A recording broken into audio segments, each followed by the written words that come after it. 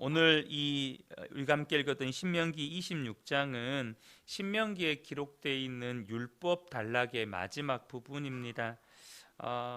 본문은 크게 둘로 나눌 수가 있는데요.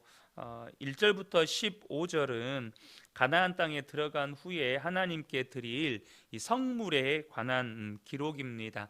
11조와 첫 소산물에 대한 기록이고요. 16절 이하에는 율법 순종과 언약 체결을 연결시킵니다. 그러니까 하나님께서 우리에게 어떤 규례와 명령을 주셨고 너희는 그 명령에 순종함으로 말미암아 하나님이 너희의 하나님이 되고 너희는 하나님의 백성이 된다라고 하는 이 언약이 체결되는 것이다라고 말씀을 해 주시는 거예요.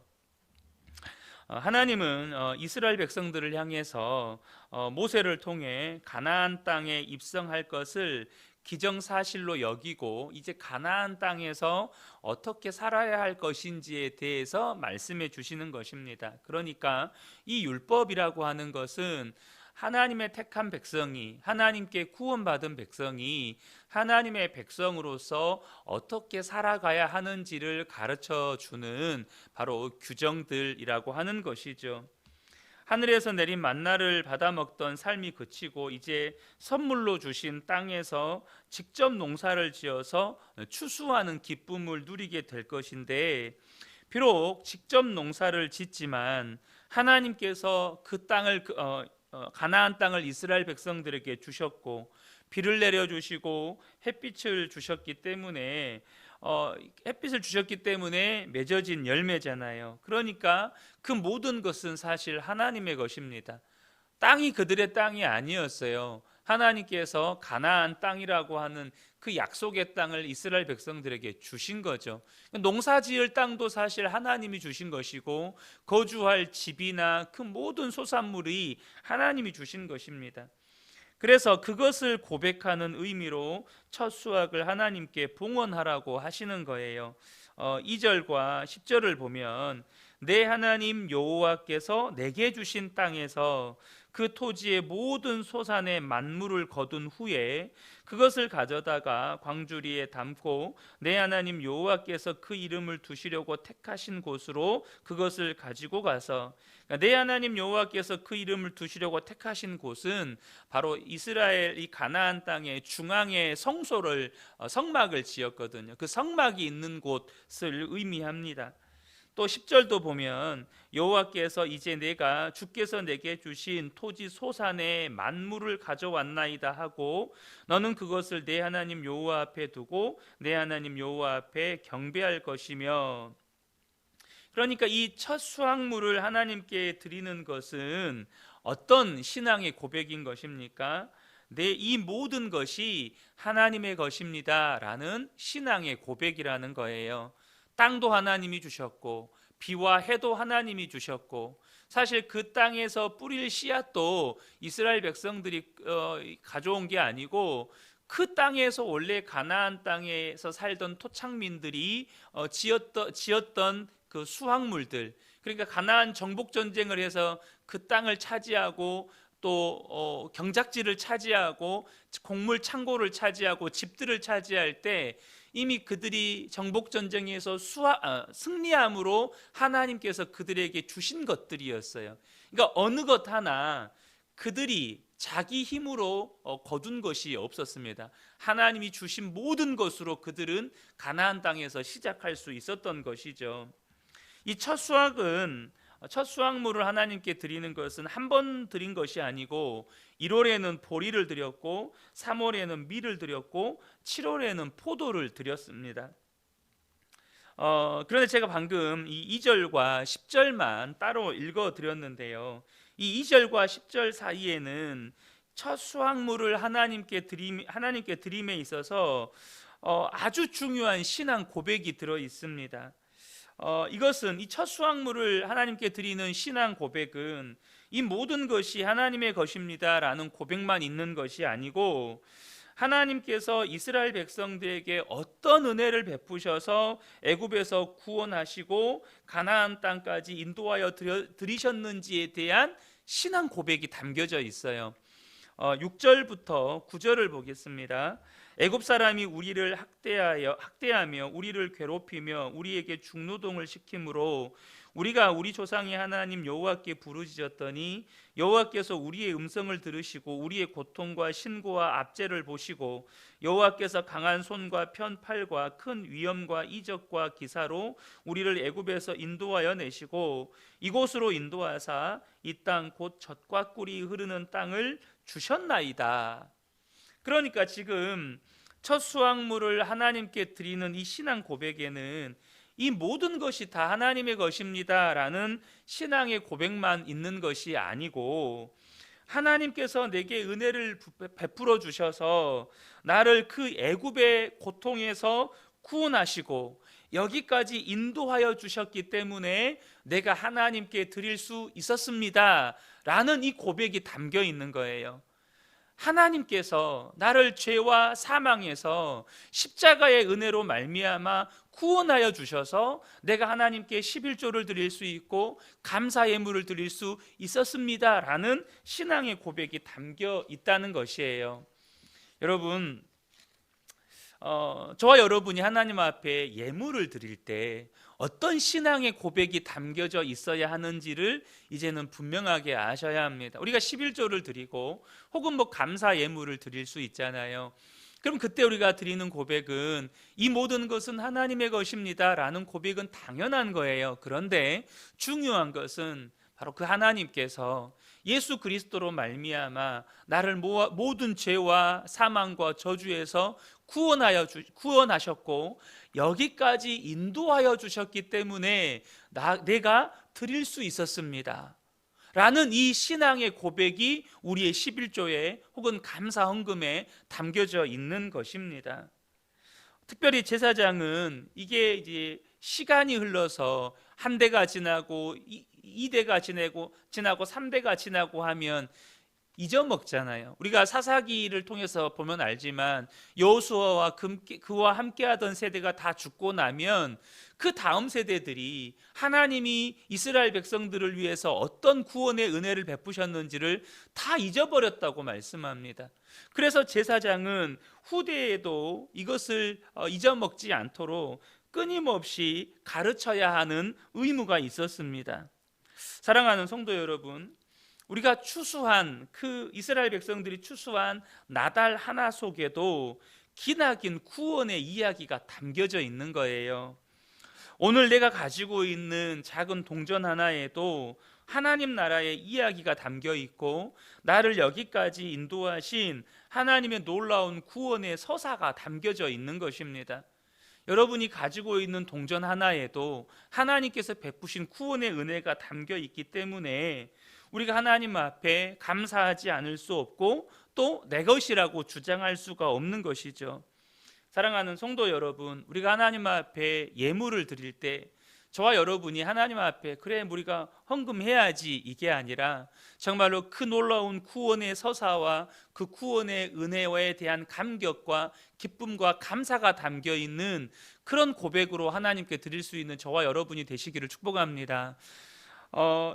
그런데 오늘 본문에 보면 이 첫 수확과 더불어서 11조에 대한 이야기가 나오는데요. 이 11조와 첫 수확을 바치는 것은 본질상 그 의미가 같습니다. 그것은 뭐냐 하면 부분을 바쳐서 전체가 하나님의 것임을 고백하는 신앙의 고백입니다. 11조도 부분을 바치는 것이고 첫 수확물도 그 전체 수확의 첫 수확을 바치는 것인데 그 신앙의 의미가 똑같아요. 부분을 드림으로 인해서 모든 것이 하나님의 것임을 고백하는 신앙의 고백인데요. 그런데 특별히 이 첫 수확물과 또 3년마다 드리는 11조의 목적이 있습니다. 그것은 뭐냐 하면 레위인과 나그네와 고아와 과부들, 그러니까 사회적인 약자를 부양하는 일에 이 첫 수확물과 3년마다 드리는 11조가 그 목적으로 쓰여지게 하셨습니다. 11절과 12절을 보면 내 하나님, 그러니까 우리가 10절까지 첫 수확물에 대한 이야기이잖아요. 근데 11절에 첫 수확물이 어떤 용도로 어떤 목적으로 쓰여져야 되는지에 대해서 말씀해 주십니다. 내 하나님 여호와께서 너와 내 집에 주신 모든 복으로 말미암아 너는 레위인과 너희 가운데 거류하는 객과 함께 즐거워할지니라. 이 첫 수확물이 이렇게 성소에 바쳐질 때, 감사의 고백으로 바쳐질 때, 그것이 당시 레위인들, 기업이 없었던, 농사를 짓지 않았던 이 레위인들과 그곳에 거류하는 나그네들과 함께 즐거워하라는 것이었습니다. 이 첫 수확물을 바쳐지는 날은 이스라엘 백성들의 잔치였어요. 그런데 바친 자들만의 잔치가 아니라 그곳에 기업이 없는 자들과 나그네들과 함께 잔치를 하라는 거였습니다. 12절에 셋째 해 곧 11조를 드리는 해에 내 모든 소산의 11조 내기를 마친 후에 그것을 레위인과 객과 고아와 과부에게 주어 내 성읍 안에서 먹고 배부르게 하라라고 말씀하십니다. 그러니까 11조는 첫 소산물에 대한 목적이고 12절은 셋째 해에 드려지는 11조에 대한 11조의 목적입니다. 근데 여기서 셋째 해는 뭐냐면 안식년을 기준으로 셋째 해를 말하는데 제3년과 제6년째가 되는 해를 가리킵니다. 이스라엘 백성들은 7년에 한 번 안식년을 지켰잖아요. 그 안식년을 기준으로 해서 3년째 되는 해와 6년째 되는 해를 가리키는데 이때에 드려지는 11조는 이 성중에 거하는 레위인과 나그네와 고아와 과부를 구제하기 위한 목적으로 사용해라 라는 것이었어요. 왜 하나님께서는 그렇게 하셨을까요? 11조와 이 셋째 해에 드려지는 11조와 이 첫 수확물을 그곳에 거주하는 나그네들과 고아와 과부와 레위인들과 이렇게 나누라고 하셨을까요? 바로 그러한 전폭적인 지원이 있을 때 그 약자들의 상황이 개선될 여지가 있었기 때문입니다. 그렇지 않으면 가난한 자들에게 있어서 가난은 대물림이 되는 거예요. 약자는 대를 이어서 약자로 살아가야 하는 것입니다.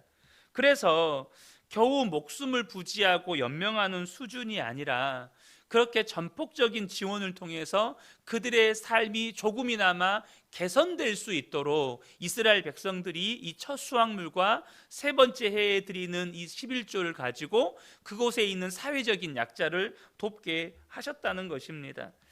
사랑하는 성도 여러분, 교회는 이러한 율법의 정신을 계승해야 합니다. 그래서 여러분, 이것은 강요해서 되는 게 아니에요. 얼마 전에도 함께 나누었지만 성령이 오순절 마가의 다락방 가운데 임하였을 때 성령 받은 교회 공동체 안에서 일어났던 놀라운 역사가 뭐냐면 내 것을 내 것이라고 여기지 않고 가난한 자들과 나누어서 함께 살았다는 것입니다. 마찬가지로 교회가 정말로 포기하지 말아야 할 사역 중에 하나가 바로 이 구제 사역입니다. 하나님께서 우리 주변에 가난한 자들은 항상 두십니다. 그런데 하나님께서 우리에게 주신 은혜를 가지고 그 가난한 자들을 구제하고 나누는 사역에 교회가 끊임없이 고심하면서 앞장서야 한다는 것이죠. 그런데 오늘 본문은요, 이처럼 이 첫 수확물과 11조 규정에 대해서 말씀하시면서 굉장히 중요한 것을 말씀하고 있습니다. 그것이 16절부터 19절인데요. 제가 읽어드리겠습니다. 오늘 내 하나님 여호와께서 이 규례와 법도를 행하라고 내게 명령하시나니 그런즉 너는 마음을 다하고 뜻을 다하여 지켜 행하라. 내가 오늘 여호와를 내 하나님으로 인정하고 그 도를 행하고 그의 규례와 명령과 법도를 지키며 그의 소리를 들으리라고 화건하였고 여호와께서도 내게 말씀하신 대로 오늘 너를 그의 보배로운 백성이 되게 하시고 그의 모든 명령을 지키라 화건하셨느니라. 이 17절과 18절의 말씀의 핵심은 뭐냐면 너는 지금 하나님과 언약을 맺었다라는 뜻입니다. 근데 어떤 언약을 맺었냐면 17절에는요, 여호와를 내 하나님으로 인정하고 또 그의 도를 행하고 그의 규례와 명령과 법도를 지키며 그 소리를 들으리라고 확언하였고, 그러니까 이스라엘 백성들은 하나님은 나의 하나님이시고 나는 하나님의 명령을 반드시 지키겠다고 확언하였다, 언약하였다, 계약을 맺었다라는 의미입니다. 그리고 18절에는 여호와께서도 내게 말씀하신 대로 오늘 너를 그의 보배로운 백성이 되게 하시고 그의 모든 명령을 지키라고 확언하셨느니라. 너희들은 나의 백성이고 너희들은 반드시 내 명령을 지켜야 된다라고 약속하셨고 계약을 하셨다는 거예요. 여러분, 저와 여러분이 이것을 기억하셔야 합니다. 우리는 하나님의 백성입니다. 하나님의 자녀들입니다. 하나님 나라의 시민들입니다. 그러면 그것을 무엇으로 우리가 세상 가운데 드러내며 사느냐? 그것은 하나님의 명령을 지키며 사는 것으로 내가 하나님의 백성인 것을 드러내며 사는 것입니다. 오늘 본문에서 이스라엘 백성들은 반드시 우리가 하나님의 백성인 것과 하나님의 백성으로서 하나님의 명령을 지키고 살 것을 하나님께 약속합니다 라고 그들은 선언하고 있습니다. 여러분, 우리가 하나님의 백성인 증거가 무엇입니까? 무엇으로 그것을 세상 가운데 드러내며 사는 것입니까? 하나님의 말씀에 순종하며 사는 것을 통해서 내가 하나님의 백성인 것을 드러내는 것입니다. 또한 하나님도 그랬을 때 내가 너의 하나님인 것이 세상 가운데 드러나는 것이다. 그랬을 때 내가 너의 하나님됨이 세상 가운데 드러난다고 말씀하시는 거예요.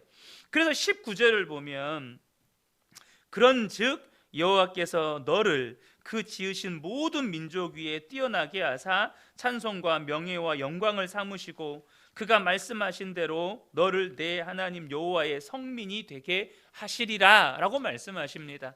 우리가 하나님의 말씀에 순종하며 살아갈 때에 하나님께서 우리로 하여금 모든 민족 가운데 뛰어나게 하실 뿐만 아니라 우리가 하나님의 백성인 것을 나타내신다는 거예요. 사랑하는 성도 여러분, 어제도 잠깐 우리가 순종에 대해서 말씀을 나누었지만 내가 세상에서 성공하는 것이 하나님의 말씀에 순종해서 복받은 것의 증거가 아니라는 것입니다.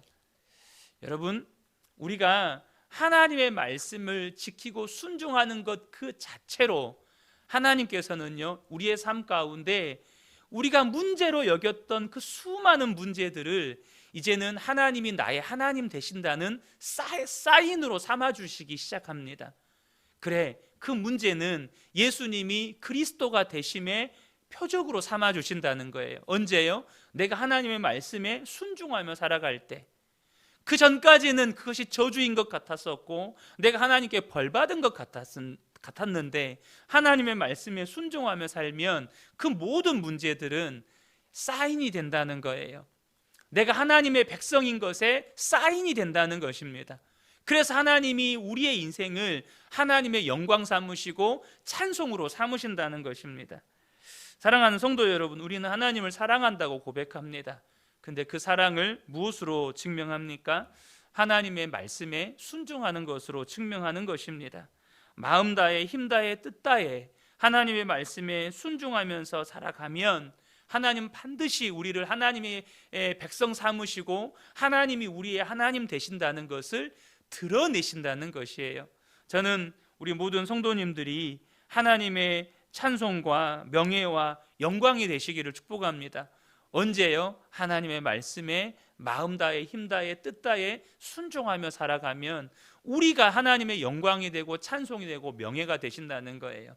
이 새벽에 함께 예배한 우리 모든 성도님들께 이 은혜가 충만하게 임하시기를 예수님의 이름으로 축복합니다. 아멘. 우리 함께 기도하겠습니다.